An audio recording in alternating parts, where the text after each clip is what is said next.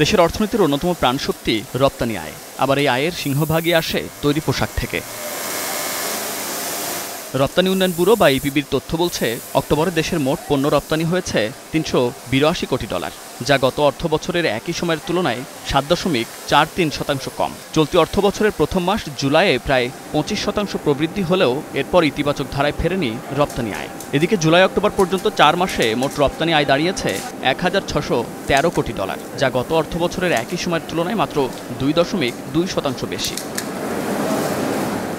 মাসভিত্তিক রপ্তানি আয় বিশ্লেষণে দেখা যায়, তৈরি পোশাক খাতের রপ্তানি কমায় পুরো আয়ে প্রভাব পড়েছে।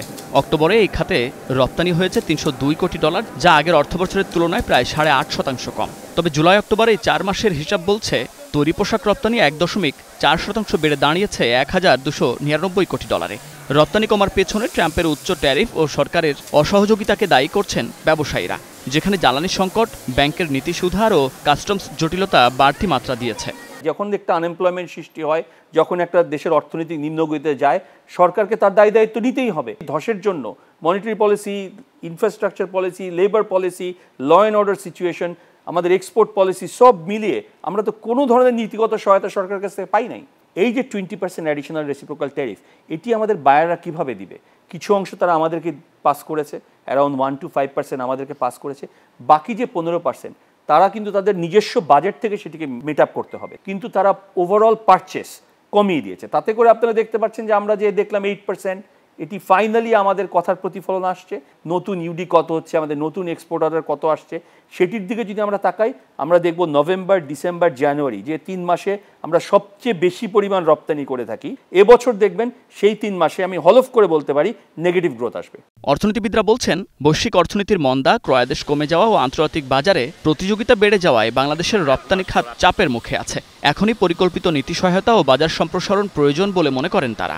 বড় অনিশ্চয়তা ভুগছেন কিন্তু মার্কিন বায়াররা, এবং তারা যারা ইনভেস্টর, তারা এখন এমন একটা অনিশ্চয়তার মধ্যে আছেন যে কখন কোন দিকে কোন পলিসি চেঞ্জ হয়ে যায় সেটা কিন্তু একেবারেই তারা প্রেডিক্ট করতে পারছেন না। এই সমস্ত কারণে তারা নিজেরাও আসলে বিনিয়োগ বা আমদানি দুটোতেই কিন্তু খুব কম আগ্রহ দেখাচ্ছেন। ইউরোপ জুড়েই কিন্তু একটা মূল্যস্ফীতি বিরাজ করছে এবং সেখানে সুদের হার বেশি।